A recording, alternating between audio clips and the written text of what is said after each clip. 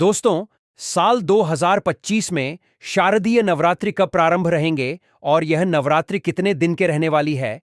घट स्थापना से लेकर माता रानी के 9 अलग-अलग स्वरूपों की पूजा तक की संपूर्ण जानकारी आज आपके चैनल दिव्य ज्योति के माध्यम से मिलने वाली है। तो आपको कहीं और जाने की जरूरत नहीं है। यह वीडियो बहुत ही ज्यादा महत्वपूर्ण रहने वाला है क्योंकि आपके संपूर्ण जानकारी एकमात्र वीडियो से प्राप्त होगी। साथ ही इस दिन आप अपनी मनोकामनाओं की पूर्ति के लिए, गरीबों को दूर भगाने के लिए, पुत्र प्राप्ति, नौकरी प्राप्ति, घर में उन्नति और व्यापार में तरक्की के लिए कौन कौन से उपाय कर सकते हैं, यह भी हम आपको आज के वीडियो में अंत तक बने रहिए बताने वाले हैं। दोस्तों, शारदीय नवरात्रि 2025 शुभ मुहूर्त। आपको कहीं भी जाने की कोई भी आवश्यकता नहीं है। शारदीय नवरात्रि का संपूर्ण मुहूर्त, कलश मुहूर्त और कितने व्रत पड़ेंगे, नवरात्रि का समापन कब होगा, व्रत कब खोलें, हर एक बात इस वीडियो में जानने को मिलेगी। यह वीडियो आपके लिए बड़ा फायदेमंद है। अगर आप चाहते हैं नवरात्रि कब से कब तक होने वाली है, कब से शुरू और कब समाप्त होंगी, कितने व्रत आपको रखने हैं, कन्या पूजन कब करना है, संपूर्ण ज्ञान इस वीडियो में मिलेगा मुहूर्त के साथ। तो इस खूबसूरत वीडियो को एक लाइक जरूर करें। आपको कहीं भी जाने की कोई आवश्यकता नहीं पड़ेगी और यदि कोई सवाल हो तो बेझिझक कमेंट में पूछिए, रिप्लाई मिलेगा। दोस्तों, मां भगवती दुर्गा की कृपा सदैव आप और आपके समस्त परिवार पर बनी रहे। दोस्तों, आज की वीडियो में मैं आपसे बात करने वाला हूं शारदीय नवरात्रि के बारे में। शारदीय नवरात्रि जो कि अश्विन मास के शुक्ल पक्ष में आती है, कब से प्रारंभ हो रहे हैं, कब समाप्त हो रहे हैं, और नवरात्रि के इन 9 दिनों में कलश की स्थापना करके हम मां दुर्गा की आराधना करते हैं। तो कलश की स्थापना करने का शुभ मुहूर्त क्या है, किस दिन कौन सी देवी की आराधना की जाएगी, इस बार नवरात्रि कितने दिन की है और मां दुर्गा की सवारी क्या है, इसके अलावा दुर्गा अष्टमी, महानवमी और दशहरा कब है, यह सारी जानकारी आपको आज की वीडियो में शेयर करने वाला हूं। तो वीडियो बहुत महत्वपूर्ण है, पूरा जरूर देख लीजिए। और अगर वीडियो अच्छी लगे तो इसे लाइक भी जरूर कीजिए क्योंकि आपके लाइक्स, आपके कमेंट मेरे लिए बहुत महत्वपूर्ण होते हैं। यह एकमात्र जरिया है जिनसे मुझे पता चलता है कि आपको यह वीडियो अच्छी लगती है और आपके लिए यह वीडियो उपयोगी है। तो अगर वीडियो अच्छी लगे तो लाइक तो जरूर ही किया कीजिए। दोस्तों, शारदीय नवरात्रि का प्रारंभ होता है पितृपक्ष के अगले दिन से, यानी कि जो सर्व पितरों अमावस्या होती है उसके अगले दिन से ही, प्रतिपदा तिथि से ही कलश की स्थापना करके शारदीय नवरात्रि का प्रारंभ हो जाता है। यह नवरात्रि आती है शरद ऋतु में, इसलिए इसे शारदीय नवरात्रि कहते हैं। एक नवरात्रि चैत्र मास में आती है, उसे कहते हैं चैत्र नवरात्रि। इसके अलावा 2 गुप्त नवरात्रि भी होती है, जैसे कि आषाढ़ मास में और माघ मास में। तो सनातन धर्म में 4 नवरात्रि मानी गई है, 2 गुप्त नवरात्र और 2 प्रकट नवरात्रि। इनमें से शारदीय नवरात्रि और चैत्र मास की नवरात्रि का बहुत अधिक महत्व माना गया है। नवरात्रि के इन 9 दिनों में मां दुर्गा के 9 स्वरूपों की आराधना की जाती है और फिर दुर्गा अष्टमी और महानवमी के दिन मां दुर्गा का स्वरूप मानकर कन्याओं की पूजा की जाती है और हवन किया जाता है, और इसके बाद इस व्रत का समापन किया जाता है और फिर अगले दिन दशहरा मनाया जाता है। अब बात करें कि प्रतिपदा तिथि कब से प्रारंभ हो रही है, कब समाप्त हो रही है और नवरात्रि की प्रतिपदा तिथि का व्रत हमें कब धारण करना है। वैदिक पंचांग के अनुसार आश्विन माह के शुक्ल पक्ष की प्रतिपदा तिथि की शुरुआत 22 सितंबर को रात 1:23 पर हो रही है।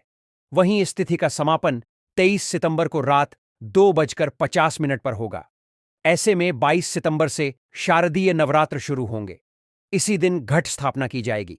इस बार शारदीय नवरात्र 10 दिनों का होगा, जो 22 सितंबर से शुरू होकर 2 अक्टूबर को विजयदशमी के साथ समाप्त होगा। दोस्तों, इस बार माता का आगमन हाथी पर होगा, जो सुख सौभाग्य का प्रतीक है, और प्रस्थान मनुष्य की सवारी पर होगा। चतुर्थी तिथि की वृद्धि के कारण नवरात्र 10 दिनों का होगा। इस बार 30 सितंबर को दुर्गा अष्टमी मनाई जाएगी। इसी दिन कन्या पूजन किया जाएगा। आश्विन माह के शुक्ल पक्ष की अष्टमी तिथि की शुरुआत 22 सितंबर को शाम 4:31 पर, आश्विन माह के शुक्ल पक्ष की अष्टमी तिथि का समापन 30 सितंबर को शाम 6:06 पर। जैसा कि नवरात्रि की शुरुआत 22 सितंबर को होगी और उसी दिन कलश स्थापना की जाएगी और मां दुर्गा के प्रथम स्वरूप शैलपुत्री देवी का पूजन होगा।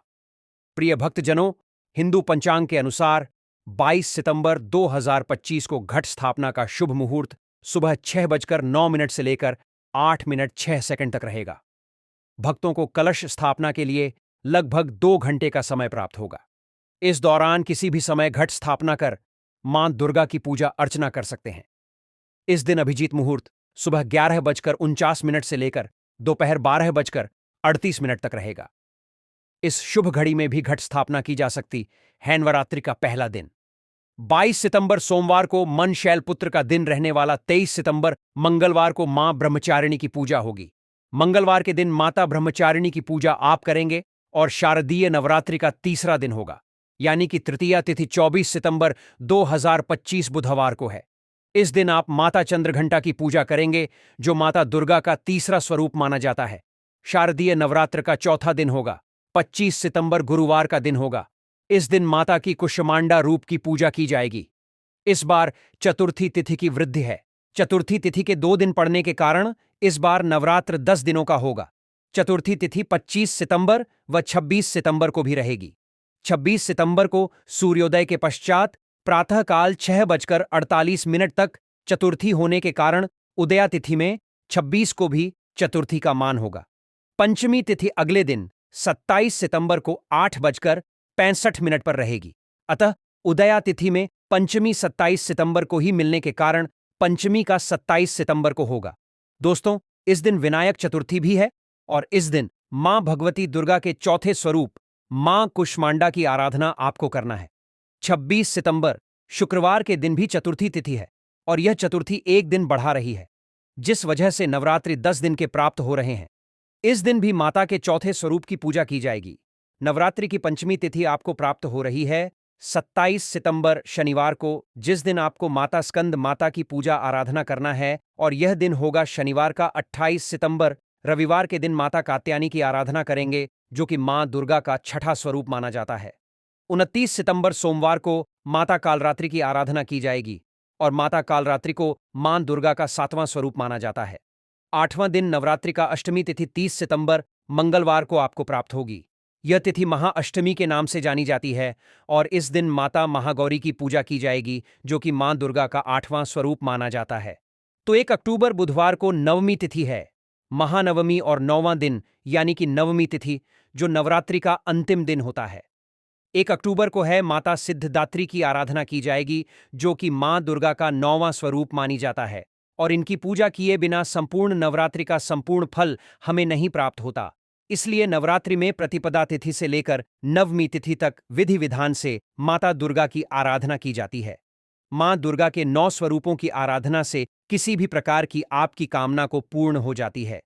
कोई भी आपके जीवन में विघ्न बाधा हो, कोई भी परेशानी आपके जीवन की हो, कोई भी कष्ट हो, आपका समस्त प्रकार के कष्टों से आपको छुटकारा मिल जाता है। 2 अक्टूबर को दुर्गा विसर्जन और विजयदशमी का पर्व मनाया जाएगा। नवरात्रि के 9 दिनों में मां दुर्गा की आराधना करने मात्र से, और अब जानते हैं कि शारदीय नवरात्रि में मां दुर्गा कौन सी सवारी से आगमन कर रही है। देखिए, इस बार नवरात्रि का प्रारंभ हो रहा है सोमवार से, और सोमवार के दिन जब नवरात्रि का प्रारंभ होता है तो ऐसा माना जाता है कि माता की जो सवारी होती है हाथी होती है। इस प्रकार का वर्णन मिलता है देवी पुराण में। अच्छा, शारदीय नवरात्रि का प्रारंभ होने से पहले आपको कुछ विशेष बातों का ध्यान रखना चाहिए, जैसे कि मां का आगमन होता है। हमारे घर में ऐसा माना जाता है कि प्रतिपदा तिथि से लेकर और नवमी तिथि तक मां दुर्गा इस धरती पर अपने भक्तों के घरों में वास करती है, तो इसलिए हमें अपने घर की साफ सफाई करनी चाहिए।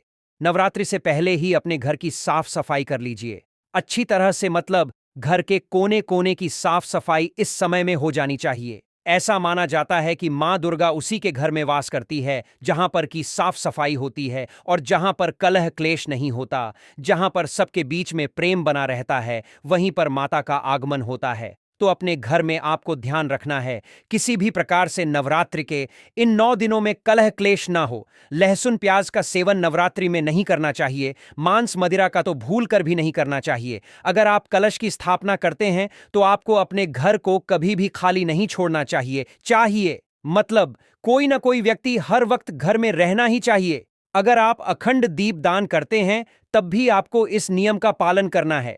एक और चीज, नवरात्रि के इन 9 दिनों में बाल और दाढ़ी नहीं कटवा चाहिए। इसके अलावा नाखून भी नहीं काटना चाहिए। तो यह कार्य आपको नवरात्रि से पहले कर लेना है। नवरात्रि प्रारंभ होने से पहले आपको जो भी जरूरी चीजें हैं पूजा की, वह सभी चीजें खरीदकर अपने घर में पहले रख लेना है। आप चाहे माता की मूर्ति खरीदना चाहते हो या फिर चुन्नी माता की लेनी हो, नारियल इत्यादि लेना हो, ये सभी चीजें आप पितृपक्ष में भी ले सकते हैं। मतलब जैसे कि नवरात्रि तो अगले दिन से ही प्रारंभ हो जाती है ना। जैसे कि अमावस्या के अगले दिन नवरात्रि का पहला दिन होता है, तो आप पितृपक्ष में भी माता की पूजा के निमित्त कोई भी चीज खरीद सकते हैं। ठीक है। जैसे कि जाप करने के लिए माला आपको चाहिए, या फिर आप पुस्तक लेना चाहते हैं, सप्तशती की या फिर अखंड दीपक लेना चाहते हैं, या और भी चीजें जो कि पूजा की सामग्री होती है, वह सभी सामग्रियां आप पितृपक्ष में खरीद सकते हैं। कोई दिक्कत नहीं है। देखिए, पूजा की कोई सामग्री हम खरीदारी करते हैं, पितृपक्ष में तो उसका कोई दोष नहीं लगता। अपने लिए कुछ नहीं खरीदना चाहिए, और अगर खरीद भी लेते हैं तो उसे धारण नहीं करना चाहिए। ठीक है। तो इस बार नवरात्रि का प्रारंभ हो रहा है। 22 सितंबर सोमवार से माता की सवारी होगी। हाथी है। ऐसी में इस बार अत्यधिक वर्षा का योग बन रहा है, और यह धन धान्य का योग भी बना रही है। ऐसे में सभी को बहुत ही ज्यादा लाभ प्राप्त होगा। और अंतिम दिन माता रानी बुधवार के दिन जा रही है, जो कि मनुष्य पर सवार होकर जाएंगे। ऐसे में इस नवरात्रि में आपको कुछ बातों का विशेष ध्यान रखना है। विधि विधान से मां दुर्गा की आराधना करके दुर्गा सप्तशती का जितना हो सके पाठ करना है। अगर आप पाठ नहीं कर पाते हैं किसी भी कारणवश, तो आप प्रतिदिन का पाठ सुन भी सकते हैं। इसके अलावा नवरात्रि में आपको नवाड़ मंत्र का जप जरूर करना चाहिए। ओम एम क्लीन चामुंडा विजय। इस मंत्र का जप से आपकी किसी भी प्रकार की कामना पूर्ण होती है। तो पूरे विधि विधान से अगर हम मां दुर्गा की आराधना करते हैं, मंत्रों का जप करते हैं और सात्विक आचार विचार व्यवहार रखते हैं, तो किसी भी प्रकार की हमारी कामना मां दुर्गा की कृपा से पूर्ण होती है। और दोस्ती, हमारे शास्त्रों में नवरात्रि के दौरान कुछ ऐसी गलतियां हैं जिनको भूल कर भी ना करें, नहीं तो पूरा घर दरिद्र और गरीब का गरीब बंगाल का कंगाल रहता है। शारदीय नवरात्र की अष्टमी और नवमी तिथि पर घर और मंदिर की साफ सफाई का खास ध्यान रखें। पूजा के समय काले रंग के कपड़े ना पहनें, किसी से वाद विवाद ना करें, किसी के बारे में गलत ना सोएं, बधे बुर्जुग और महिलाओं का अपमान ना करें। इसके अलावा तामसिक भोजन का सेवन करने से बचना चाहिए। इसके अलावा भी अगर आपका कोई प्रश्न हो, कोई विशेष वीडियो देखना चाहते हैं, तो कमेंट बॉक्स में जरूर लिख दीजिए। और आज की वीडियो अगर आपको अच्छी लगी हो तो वीडियो को लाइक कीजिए, शेयर कीजिए, और चैनल पर पहली बार आए हैं, अगर अभी तक आपने चैनल को सब्सक्राइब नहीं किया है, तो आज की वीडियो आपको अच्छी लगे तो चैनल को सब्सक्राइब करके बेल आइकॉन को जरूर प्रेस कर लीजिए। इससे यह होगा कि इस चैनल पर जो भी नई वीडियो अपलोड होंगी उनके नोटिफिकेशन आपको सही समय पर प्राप्त होंगे। और हाँ, कमेंट में जरूर लिखें जय माता दी, राधे राधे।